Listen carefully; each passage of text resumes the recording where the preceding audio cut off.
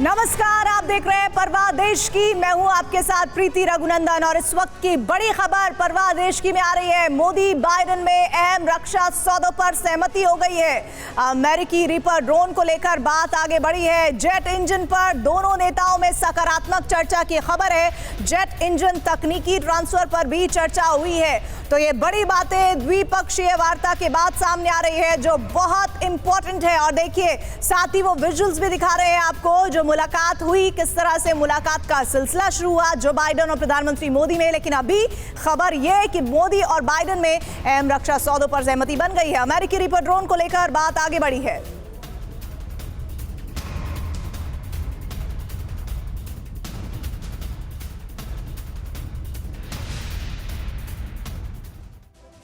G20 के लिए दुनिया के बड़े बड़े देशों के मेहमान दिल्ली पहुंच गए हैं। इसमें अमेरिकी राष्ट्रपति भी हैं। दिल्ली पहुंचने के तुरंत बाद देर शाम प्रेसिडेंट बाइडेन सीधे प्रधानमंत्री आवास गए। उन्होंने प्रधानमंत्री मोदी से मुलाकात की और इस मुलाकात पर शुरुआती प्रतिक्रिया भी आई है। पीएमओ ने कहा है, पीएमओ की तरफ से कहा गया है कि कई अहम मुद्दों पर बातचीत हुई है। क्वाड की सक्रियता बढ़ाने पर मंथन हुआ है। दोनों इस बात पर भी सहमत हुए हैं कि भारत और अमेरिका के रिश्ते और मजबूत किए जाएंगे। लेकिन आपसी रिश्तों की मजबूती के साथ दोनों महाशक्तियों का लक्ष्य चीन पर नकेल कसना भी है।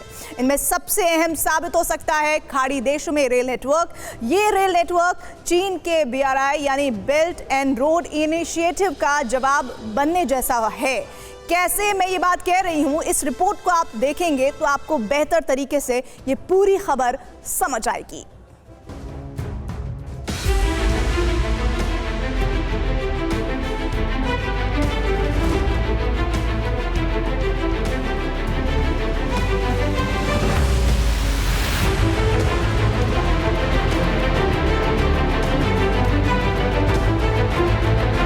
एक दुनिया का सुपर पावर देश अमेरिका,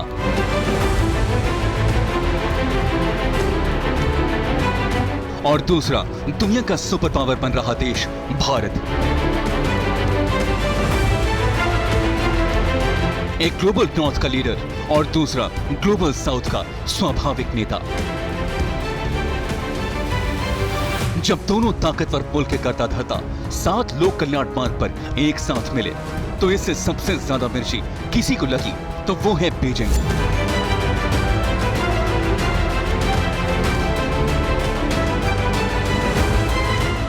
पीएम मोदी और राष्ट्रपति बाइडेन के इस अंदाज और बॉन्डिंग से सबसे ज्यादा कोई देश बेचैन हुआ तो वो देश है चीन।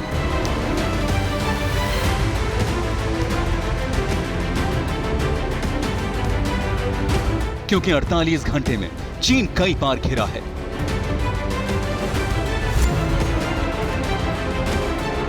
जिनपिंग के किंग बनने के सपने पर ब्रेक लगा है।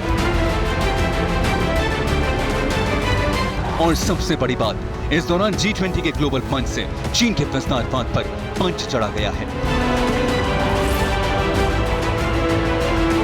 क्यों और कैसे, ये हम आपको आगे बताएंगे, लेकिन पहले एक झलक देख लीजिए।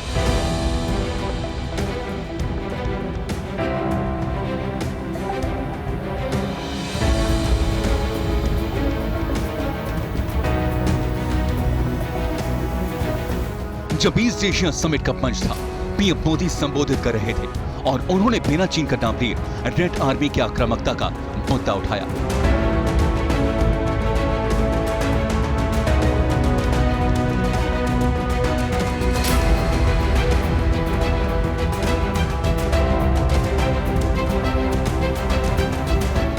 आसियान भारत की एक्ट ईस्ट पॉलिसी का केंद्रीय स्तंभ है। भारत आसियान सेंट्रलिटी और इंडो पैसिफिक पर आसियान के आउटलुक का पूर्ण समर्थन करता है। भारत के इंडो पैसिफिक इनिशिएटिव में भी आसियान क्षेत्र का प्रमुख स्थान है। आवश्यक है कि हम एक rules based post Covid world order का निर्माण और मानव कल्याण के लिए सबका प्रयास, फ्री और ओपन इंडो पैसिफिक की प्रगति में और ग्लोबल साउथ की आवाज को बुलंद करने में हम सबके साझे हित है। आसियान के मंच से ये प्रधानमंत्री नरेंद्र मोदी का ट्रेलर था। अब इसका एक हिस्सा और दिखा, क्योंकि जल से लेकर जमीन तक चीन के विस्तारवाद के खिलाफ घेरने का महा प्लान बना है।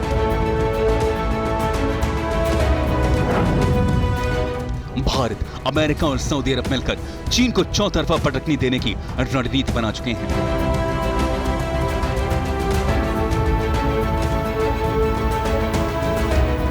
मंशा चीन की सबसे बड़ी इंफ्रास्ट्रक्चर परियोजना वन बेल्ट वन रोड पर चोट करने की है।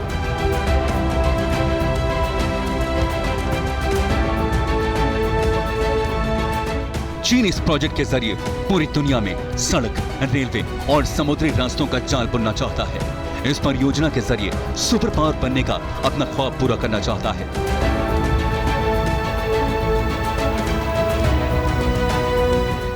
क्योंकि चीन के one belt one road project का हिस्सा करीब 150 से ज्यादा देश बन चुके हैं, जिसमें खाड़ी देश भी शामिल हैं। इसकी डिटेल जानने से पहले ये जान लीजिए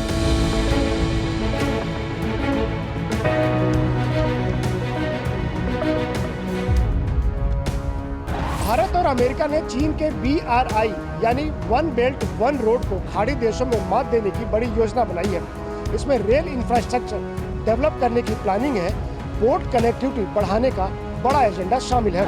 ये बेहद नई परियोजना है जिसमें व्हाइट हाउस मिडिल ईस्ट को लेकर बेहद रणनीति के तहत आगे बढ़ रहा है और भारत भी सावधानी से सहयोग कर रहा है। जैसा कि हम जानते हैं कि मिडिल ईस्ट के बहुत सारे देश चीन के बेल्ट एंड रोड इनिशिएटिव का हिस्सा है। अब चोट चीन के उसी हिस्से पर होने वाली है। पिछले कई सालों में खाड़ी देश चीन के बेल्ट एंड रोड परियोजना में बहुत अहम स्थान बन गया है।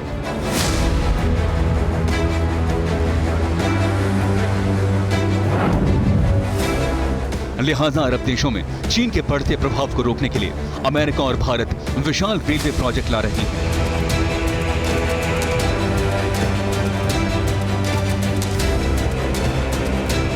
इस मेगा प्लान में भारत, अमेरिका, यूएई और सऊदी अरब तो शामिल हैं ही। कहा यह भी जा रहा है कि इसका सुझाव सबसे पहले इजराइल की ओर से आया। ऐसे में अगर सऊदी अरब और इजराइल के बीच संबंध सामान्य हुए तो भविष्य में वो भी इस परियोजना का हिस्सा हो सकते हैं। यही नहीं, इजराइल की बंदरगाहों के जरिए इसे यूरोप से भी जोड़ा जा सकेगा।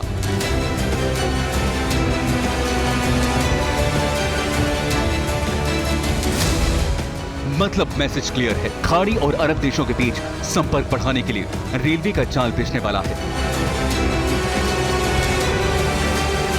जिसके सेंटर में भारत है और टारगेट पर चीन है। क्योंकि खाड़ी देशों में रेल इंफ्रास्ट्रक्चर डेवलप होते ही समुद्री बंदरगाहों के जरिए भारत भी इस नेटवर्क से डायरेक्ट जुड़ जाएगा।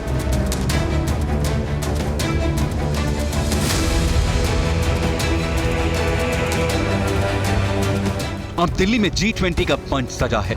अमेरिकी राष्ट्रपति बाइडेन और सऊदी अरब के नेता भी भारत आए हुए हैं।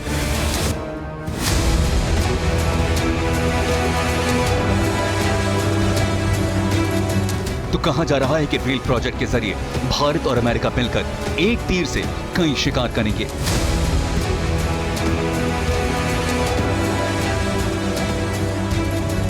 एक तो खाड़ी देशों में चीन के बढ़ते प्रभाव पर रोक लगेगी, ऊपर से भारत को कई मोर्चों पर फायदा होगा।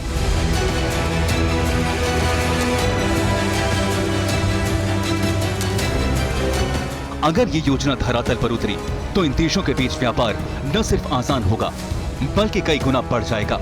अरबों डॉलर के इस प्लान के तहत भारत अपनी रेलवे से जुड़ी विशेषज्ञता का इस्तेमाल अरब देशों में रेलवे लाइन बनाने में कर सकता है।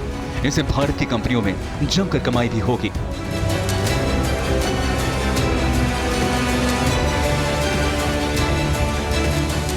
अब G20 के मंच से चीन के खिलाफ चक्रव्यूह कैसे तैयार हुआ, इस पर जानकारों का नजरिया क्या है, उसे भी सुनिए।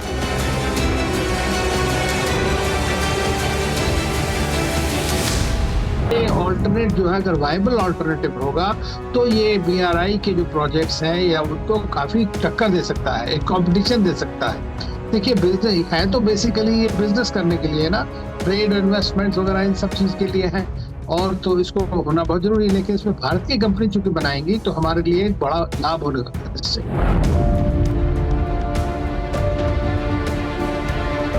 अब सवाल है कि रेल नेटवर्क कैसा होगा और कौन कौन से देश इसका हिस्सा बन सकते हैं जिनके रडार पर चीन है।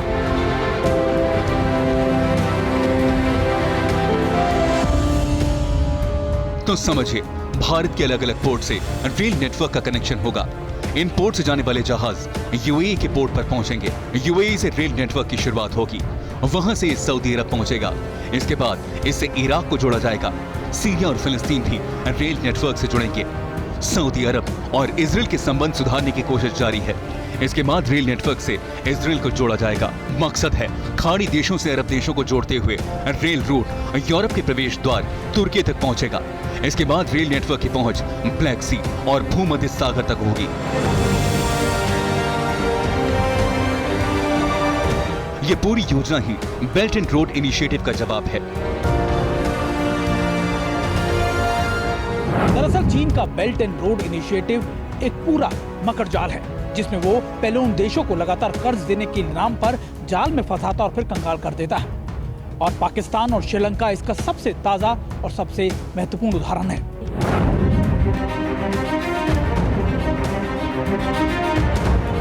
अब हालात इतने बुरे हैं कि कोई देश इससे जुड़ना नहीं चाहता। वन बेल्ट वन रोड परियोजना 2013 में चीन के राष्ट्रपति शी जिनपिंग ने शुरू की थी, जिसके जरिए वह ऐतिहासिक रेशम मार्ग को फिर से विकसित करना चाहता है। श्रीलंका, पाकिस्तान, नेपाल, म्यांमार, बांग्लादेश और अफगानिस्तान समेत करीब 150 से ज्यादा देश इसका हिस्सा हैं। 2022 तक तकरीबन 19 खाड़ी देश भी इस योजना से जुड़ चुके थे। इनमें सऊदी अरब, कुवैत और बहरीन जैसे मुल्क शामिल हैं। लेकिन जानकार इसे चीन की विस्तारवादी नीति और दूसरे देशों को कर्ज के जाल में फंसाकर उनके संसाधनों की लूट का हिस्सा मानते हैं। इसे आप ऐसे समझिए कि कर्ज के लिए चीन ऐसी कठिन शर्तें रखता है कि इसे चुकाने के लिए श्रीलंका को अपना हम्बनटोटा पोर्ट 99 साल के लिए उसे देना पड़ गया। हाल ही में इटली ने भी कहा कि चीन का प्रोजेक्ट उसके लिए परिणाम लेकर नहीं आया। अब वो इस पर विचार कर रहा है कि वन बेल्ट वन रोड के साथ रहना है या नहीं। उसी इटली की प्रधानमंत्री जॉर्जिया मेलोनी भी G20 में शामिल होने दिल्ली आ चुकी हैं। यह चीन के लिए झटका है और अगर G20 के मंच से इस पर समझौता हुआ तो खाड़ी में नया इतिहास बनना भी तय है। Bureau report, TV9 Bharatvarsh.